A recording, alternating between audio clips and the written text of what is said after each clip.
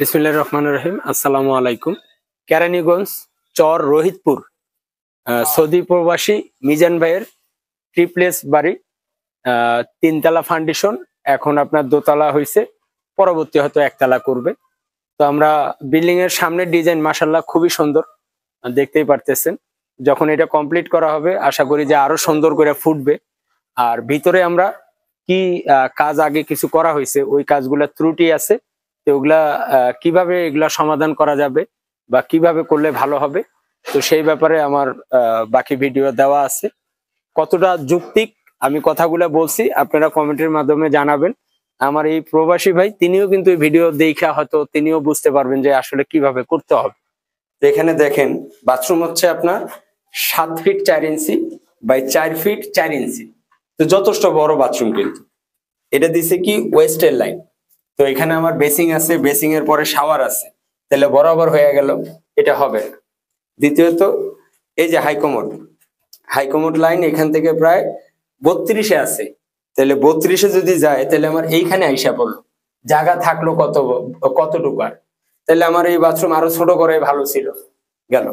এই যে যে পাইপ ডাকটেলের, এটা এখান থেকে আছে, গ্রেড ভিম আছে 6 ইঞ্চি, ওই 6 ইঞ্চি রে কাভারিং দিতে যায় পাইপ আছে 4 ইঞ্চি, 1 ইঞ্চি ক্লিয়ার, 11 ইঞ্চি, 3 ইঞ্চি আছে গাঁথনি কাভারিং, তাহলে প্রায় 16-17 ইঞ্চি আইসা যায় টাইলস হওয়া পর্যন্ত।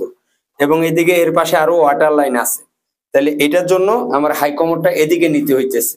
তো আমার হিসাবে এই পাইপ আর এখানে ভিতরে রাখার প্রয়োজন নেই, এই পাইপ নিতে হবে বাহিরে। হ্যাঁ, তাহলে হবে কি আমার এখান থেকে 30-এর মধ্যে আমার হাই কমোড দেন আর লো কমোড দেন, 30-এর মধ্যে হয়ে গেল। তারপরেও কিন্তু আমার প্রায় 5.5 ফিট বা 5 ফিটের মতো, 4.5 ফিট থাকতেছে, তাই না? তাহলে আমার যথেষ্ট জায়গা থাকতেছে। আর এখন আমার জায়গা থাকতেছে 3 ফিটের মতো, এত বড় বাথরুম কইরাও। তো এই ডাকটেল এখানে রাখা যাবে না, এটা নিতে হবে বাইরে।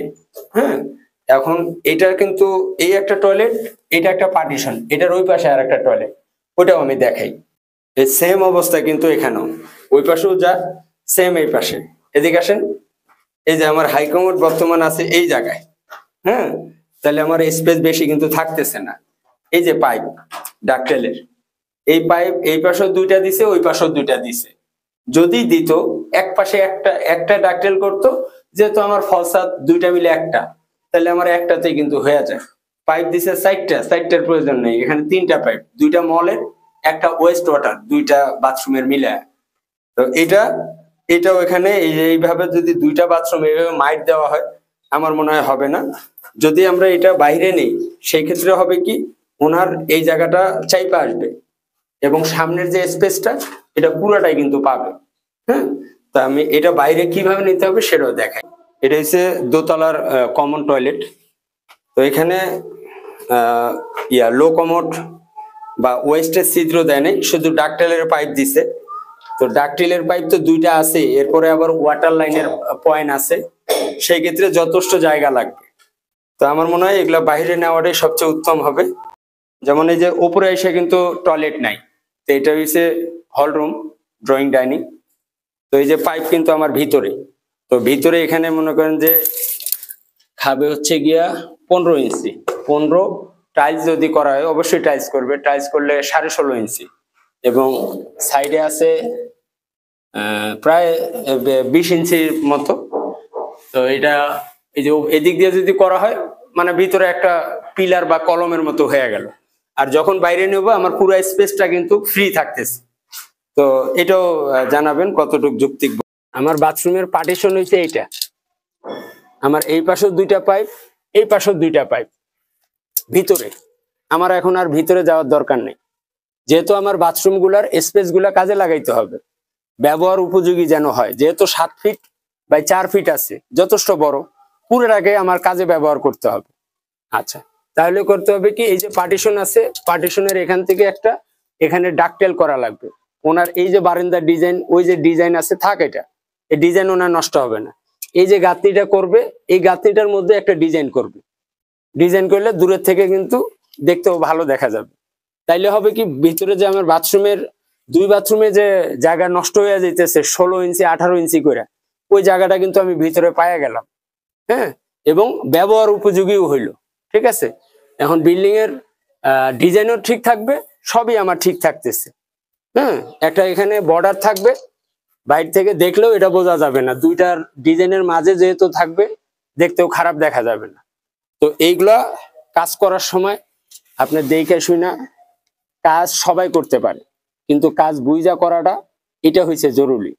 হ্যাঁ, এখন এই যে পাইপগুলা ভিতরে সেটিং করা, এই পাইপগুলা যদি বাইরে আনতে হয় ওগুলা বাতিল করে ছিদ্রগুলা বন্ধ করতে হবে, নিচে ফ্লোর কাটিং করতে হবে, কাটিং করে এই পাইপগুলো এখন বের করে নিয়ে আসতে হবে। ওই যে নিচে লাইন করা, নিচে লাইন করা, এই গ্রেড ভীম 18 ইঞ্চি আছে, এই 18 ইঞ্চি নিচে আবার যায় ভাইঙ্গা এগুলারে ঠিক করে ওই লাইনে নিয়ে আসতে হবে।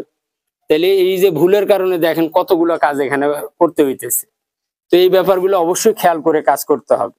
আর আমি যেটা যুক্তিক দিলাম, এই যুক্তিটা কেমন হয়েছে সেটাও আপনারা কমেন্টে জানাইতে পারেন যে আমি কতটুকু যুক্তিক বললাম। এই যে এই একটা টয়লেট, এই একটা টয়লেট, তো এই যে এখানে 4টা পাইপ উঠানো হয়েছে, 4টার কোনো প্রয়োজন নেই। এইটারে এখন এই বাইরে নিতে হবে, বাইরে নিলে তাইলে আমার বাথরুমের যে ফুল যে ব্যবহারটা সুন্দর মতো ব্যবহার করার মতো স্পেসটা হইলো। এখন এই ডাকটেলটা এদিক দিয়ে 3টা পাইপ উঠাইলে আপনার এখানে গাঁথনি করে দিল, এইটার আবার ডিজাইনও বানাইতে পারবে, তাইলে মাঝখানে এটা মানে বোঝা গেল না যে অন্য কিছু আছে, একটা হবে। তাইলে হবে কি বাথরুমের স্পেস গুলো আপনি সুন্দর মতো ইউজ করতে পারতেছেন। হ্যাঁ, তো এই ব্যাপারটা খেয়াল রাখতে হবে।